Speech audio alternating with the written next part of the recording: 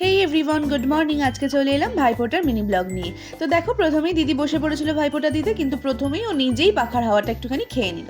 তো তারপরে বসে পড়েছিলাম আমি, একে একে সব রিচুয়ালসগুলো কমপ্লিট করছিলাম। আর তোমরা জানো, এই প্রথমবার আমি আমার বড় দাদাকে ভাইফোঁটা দিচ্ছি এত বছর পর।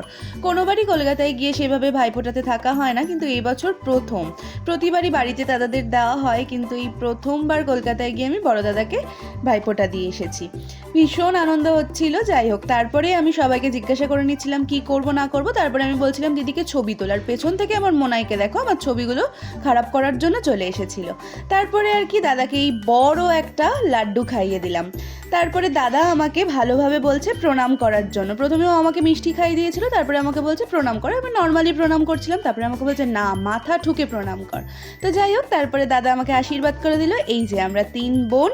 আর দুপুরবেলা লাঞ্চটা ছিল ভীষণ সুন্দর, ছিল মিক্সড ফ্রাইড রাইস আর সাথে চিলি